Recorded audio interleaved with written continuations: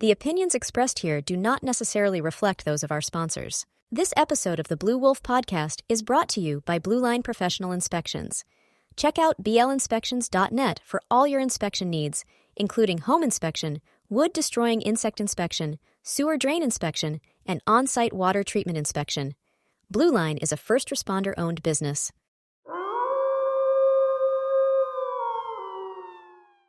Blu Wolf Podcast. This is the Blu Wolf Podcast. I'm Willie Cantu.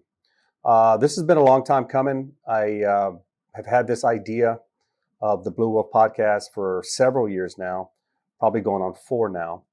And I have been my own worst enemy and talked myself out of it time and time again.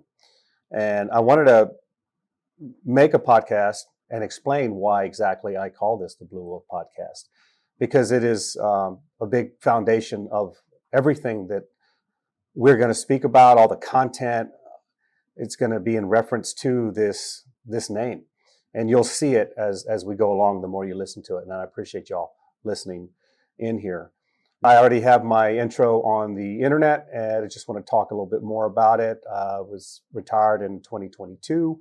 I had 33 years with the San Antonio Police Department. I had a pretty active career. I was assigned to the SWAT team, full-time SWAT team for 17 years.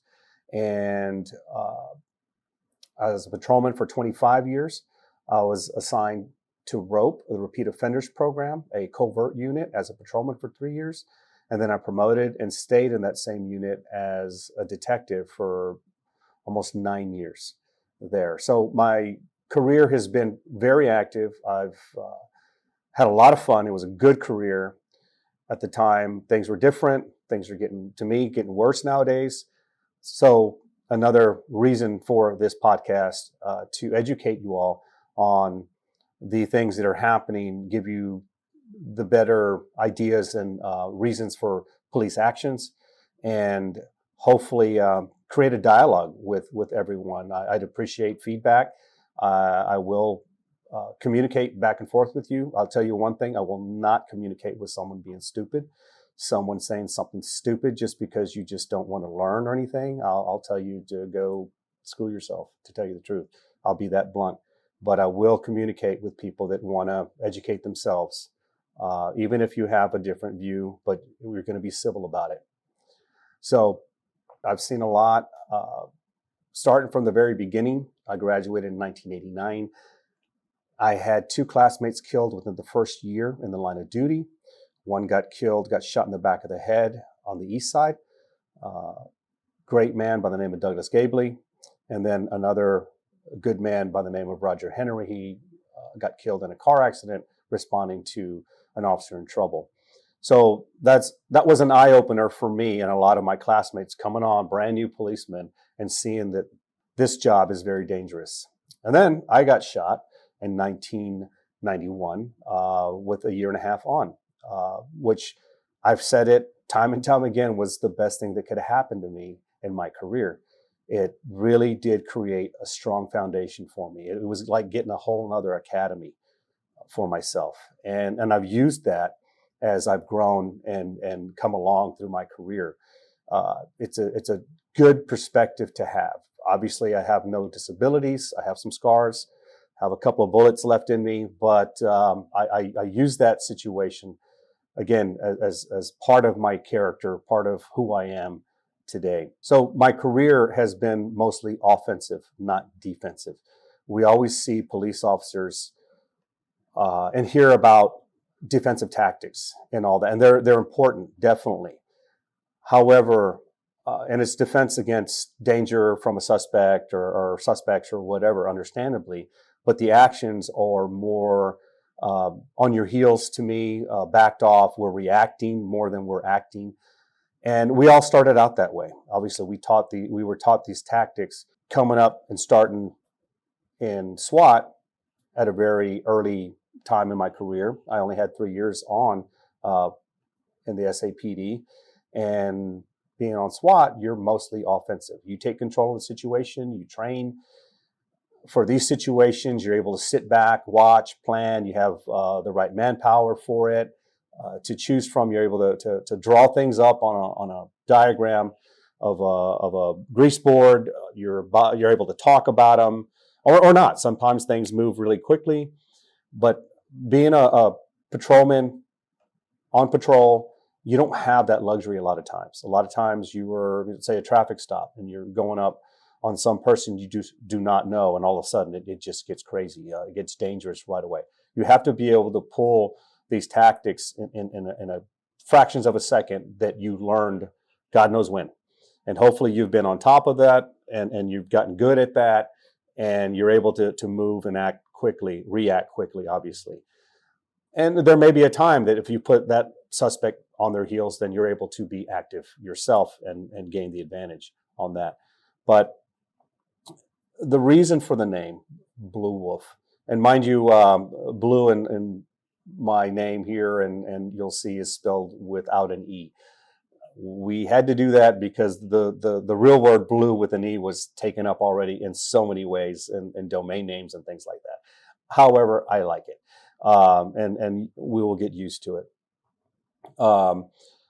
The wolf has been referenced in law enforcement and oftentimes as the dangerous thing, the deadly thing, the bad guy, so to speak, or the bad person. And understandably, in a sense, I love wolves, to tell you the truth. They're beautiful, but law enforcement has always been referenced as sheepdogs. I have never liked that label. And I get it. I understand why sheepdogs. They overlook the flock of the sheep, and the sheep are representative of the citizens. And that is also really good, a really good analogy for citizens, because a lot of them, they just clueless. They're sitting there waiting to be slaughtered. They're easy victims. They're not paying attention to their surroundings. They don't arm themselves. They don't train themselves to protect themselves, and they're ready. So obviously we need to have somebody or something to look out for them. And that is law enforcement. That is whether it be local law enforcement, county sheriffs, the federal law enforcement and all that. That's understandable. So, but my role and talking about my career has not been sitting around waiting for something to happen. We were tasked oftentimes, being in SWAT, with going out into the high crime areas and looking for trouble. And mind you, we're trying to find that suspect before they actually do something to someone innocent. Lots of times we're able to do that, and lots of times we caught them just after that. And these people are dangerous. They can be dangerous. And many of them, if they are not necessarily have a dangerous history, you don't know when that's going to start, when that's going to happen. Lots of times when it's like cornering a wild animal. When you put their back against the wall, they're irrational, and you don't know what they're capable of. Lots of times they'll have weapons on them, and maybe they didn't have an intention to use them against you, but we gave them no other choice, and they end up using them against you. And I'm not trying to make an excuse for them, because they probably shouldn't have it, but nonetheless, that's what occurs.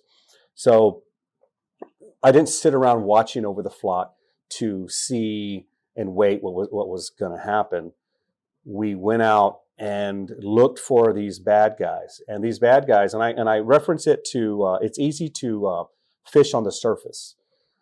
It's easy to catch those fish on the surface, because a lot of them are just they're not doing the right thing. They're not smart, and they're constantly doing bad things, and we can pick at them all day long. We can sit, and it's like a traffic violation. We can sit at a stop sign and just wait for cars to roll and write tickets all day long. And it looks like I'm working, and I am, I guess, somewhat, but that's not what we wanted. We looked for the good crooks. As good as I wanted to be a police officer, these guys are as good a crook, and they work at their craft. They're crooks 24/7. I was a police officer when I was on duty. I had days off. I would take vacation, but that's obviously something that is part of my profession. But these people, they don't take off of drug dealing. They don't take off of being a drug user. They don't say, hey, I'm going on vacation next week for 2 weeks and I'm going to be clean. They don't do that. They're always up to something that is not good. So we always look for these people. I always said we flipped over the rocks. We looked deep in the grass underneath things for these good crooks. The other thing is okay, we're looking for them. What do we do when you find them? So when you find them, bad things can happen. They're going to try to get away. They're going to run. They're going to fight. They're going to probably, fight, whether it be physically with their hands. And I've already mentioned weapons. You better know how to deal with them. You better know how to handle them. One of the people that I look up to and I listen to a lot is a Canadian psychologist by the name of Jordan Peterson. And I haven't been listening to him that long, but he was on a podcast with Jocko Willink, who was another well-respected podcaster, former Navy SEAL chief. He's a great businessman now. He's got a lot going on for himself, but their conversations, and they've had probably about, I think, 3 podcasts now, and a lot of good content. And Jordan Peterson described a situation where he was reading a newspaper, and it was in regard to a Minister of Foreign Affairs who was speaking about Milosevic and of the former Soviet Union and Yugoslavia and the atrocities that were being committed there. He said that he was caught unawares by that because he didn't have the imagination for that kind of evil. Listen to this.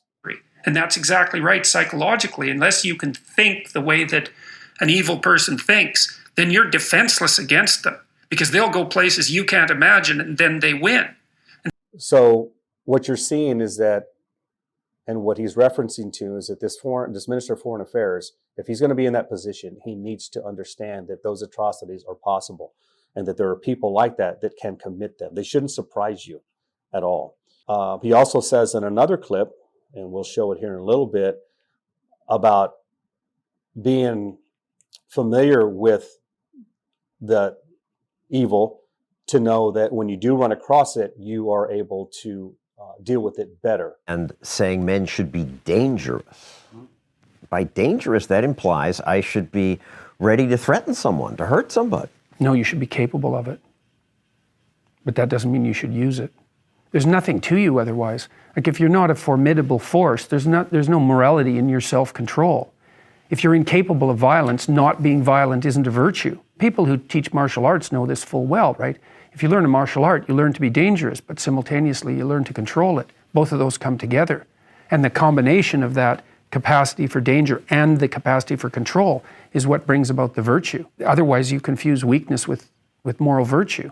I'm harmless, therefore I'm good. It's like, no, that isn't how it works. That isn't how it works at all. If you're harmless, you're just weak. And if you're weak, you're not going to be good. You can't be, because it takes strength to be good. It's very difficult to be good. So to me, you better have a little wolf in you when you catch the wolf, because he's going to take you places you've never been. It's going to be extremely dangerous for you if you just get caught off guard and go, oh my God, this is happening to me. And I've seen it time and time again. I've seen it in videos. Officers they don't know what to do. They get in this loop. They repeat the same stupid commands that aren't working.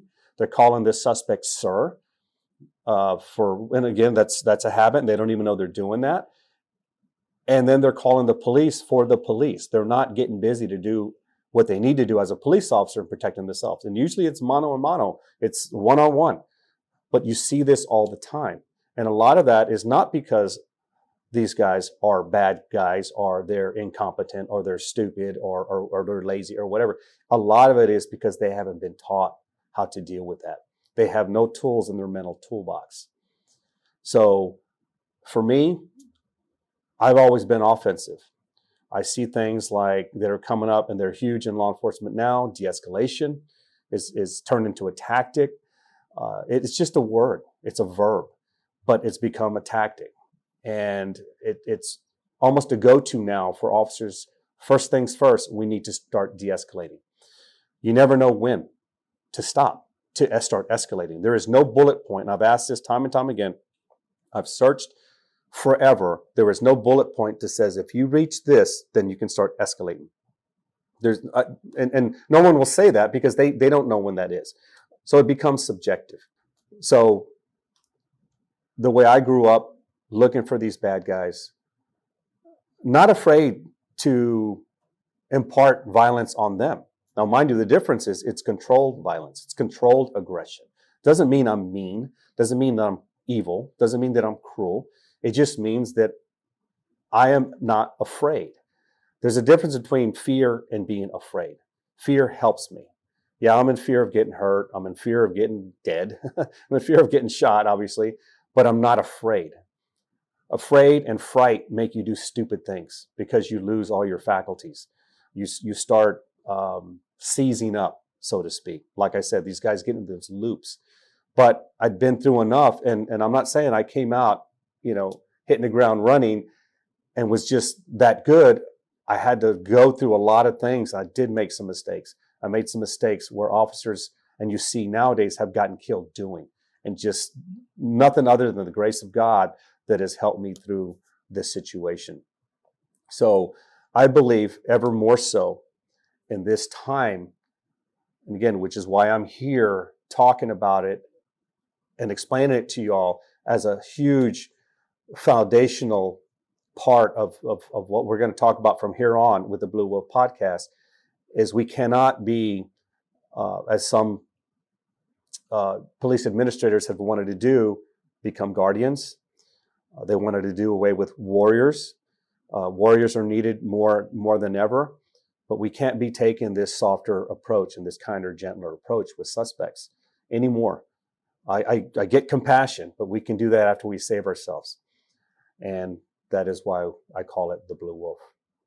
I wanted to talk about and explain the use of force in better depth, and obviously based upon my expertise, my experience, because I don't believe the public has a good grasp on it. I really don't believe the department has a good grasp on it to explain it well enough, and as they should, to the public, so they wouldn't look at us in such a bad light as law enforcement. Police officers, if they are out in public, we are out in public, and we are recognizable as a law enforcement officer, we are using force 100%. And this comes from the use of force spectrum. And I've heard that it has changed a little bit. The SAPD has made a matrix of how to explain officers' ability to use force. I briefly saw it, but to me, it's just another way of something to pander to the people that just don't like law enforcement anyway. And then also try to make it look less severe to the officers, to the public, things like that. But in talking about that we're using force 100% of the time, I want to explain kind of the steps that they begin at all the way to deadly force. So when you're recognizable as a police officer and you're in uniform, whether it be uniform, obviously you're wearing a badge and you're wearing a weapon. Now, all the other stuff, handcuffs, magazines with extra bullets, batons, tasers, knives, all these other things that are there, they're secondary and they're intermediate weapons, but you're recognizable as law enforcement officer. So that is supposed to, in and of itself, is supposed to compel the citizens and anyone around to comply with the laws that are available to within their communities, whether it be state laws, city ordinances, federal laws, all that other stuff. You're not supposed to do those things. And an officer's presence is supposed to let these people know there's an officer, I might suffer the consequences, be arrested, or other things if it becomes dangerous. The other thing is if you move beyond that and the presence of the officer doesn't stop you, well, then they're supposed to tell you something. They're supposed to direct you. They're supposed to say, hey, stop what you're doing. Or, hey, come over here and move away. Whatever the command must be. And again, the citizenry must comply. They're supposed to comply. There are laws against not complying. The next step is soft hands. Soft hands meaning you haven't listened. I need to grab you in an escort position. I need to grab you in an escort position, and I'm going to move you away. However that may be. It could be a wrist hold, an arm bar. You might be a little bit stronger grip than necessary, but nonetheless, I'm going hands-on. And the dangerous part for officers is that you're within an arm's reach of someone, because that proximity is dangerous. It doesn't give you a lot of time to react when they act. And I've talked about action versus reaction. If you're reacting to an action, you're behind in the grand scheme of things. If you're acting and putting someone else to react, then you're ahead of the game, and so to speak. And it can flip-flop in a longer situation back and forth. And hopefully it does. It just doesn't end right where you're reacting and you don't react fast enough and all of a sudden you're injured or killed. But from the soft hands, you move on to hard hands. And hard hands, there's a few more things involved in hard hands. It could be a punch. It could be an open hand strike. It could be a kick. It could be a knee. It could be an elbow. It could be tasers, because tasers fall into hard hands after that. It could be your baton. Pepper spray falls into that as well. All these levels of intermediate weapons that we use on people to comply because they are resisting now, okay? And that is dangerous in and of itself already. And obviously, if none of that works and the officer feels like his life or the life of a third person is in imminent danger of serious bodily injury or death, then they are able to use deadly force, which means they're going to go to a weapon that they have, a handgun or a rifle or a shotgun, whatever they may have, a knife, even the stuff that I just described can be considered like a baton. It's considered less lethal, but it can be lethal if you use it hard enough in the right places. There are places you're not supposed to hit people, but when you're authorized to use deadly force, you can strike them in those places that has a high potential of causing serious bodily injury and or death. So that is extremely important for people to know. My issue with explaining use of force to the citizens, and I hope people understand this, is that, and it's a longer conversation, is that society, with the help of our administrators in law enforcement, and I'll say it right now, there's a lot of cowardice involved, 100%, ignorance because they don't know how to explain it as they should be able to, about police action. So the biggest reason that I want to explain this and the use of force and make people be able to understand that is that society, along with the police administration, out of ignorance and whether it be cowardice, I'm going to say that easily because I believe it is that they have allowed people and the citizens to demean the police and disrespect us because we have to act this certain, professional way. We're supposed to have a, stronger backbone. We're supposed to be better than that, as they always say, and let these people disrespect us flat out and outright, cuss at us, get in our faces with cameras, so close to the point where you don't have, like I talked about proximity already, have time to react, to be able to do things like that. And because we're supposed to stand off when these people are doing that, then they've eliminated the first two levels of force. So our presence doesn't work anymore, hardly, nor does our verbal work anymore, hardly. So what happens next? We're going to have to go hands, which means we're going to touch people. And when people don't like to be touched, I don't like to be touched by people that I don't know. So that's when things start getting resistant, and that's when injuries happen. So, people are supposed to comply.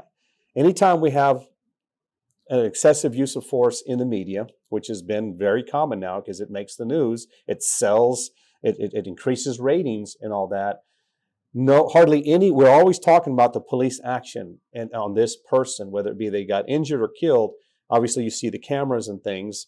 Of course, nowadays with transparency, we're showing this to the public, and they're seeing things that they don't understand. They don't understand a lot of it. They don't even have the backstory on it. They're missing a lot of the context. A lot of it's edited by the media to show certain things, to obviously draw emotions and shed bad light on the police. They're definitely trying to not to make it look like we were doing the best that we could and we were well within our means. But the situation is that lots of times these situations would not have gotten to those extremes had it been that the person complied. And we never talk about that. We never ask them, if they're still alive, Why didn't you comply? There's no good reason for it. I don't care about your fear of going to jail. I don't care about you going to jail for a long time. I don't care about you maybe not being able to survive in jail. That's your problem. You've done all this before. Obviously, if it is important enough, then jail administrators can know and they can put you in solitary or keep you away from these people that are going to hurt you, or that's all up to you. But you are supposed to comply. We should have a suspect and criminal training on how to interact with the police. And you don't see these leftist groups that are against the police trying to tell these people, hardly ever, actually almost never say, hey, look, I get the police are this bad or whatever, just comply. Stop when they tell you to stop. Show them your hands when you have to show your hands. Drop the weapon. Don't reach for it. Because if they got you dead to rights, that you reach for it, you're going to get shot. But they don't tell people that. It's just all on us because we're supposed to have some magic way of doing things that are not going to hurt or kill you. It doesn't happen. So I hope that this was something that you guys can relate to and you take it to heart. And when you see these things, have that in the back of your mind to realize, look at what this officer is doing. He is going beyond what he's supposed to do, which a lot of them are doing. You're seeing officers chasing suspects. First thing they go to is they're drawing a taser, a less lethal means on a person that they don't know is armed or not. And many times you're watching them catch these suspects and it ends up in a shooting. And thankfully the officer wins when he had his taser in his hand the whole time. We are not obligated, and there's case law on it, to use a lesser means of force to avoid having to use deadly force. There's no obligation for that. And officers need to be taught that. So I hope the public understands. Appreciate that.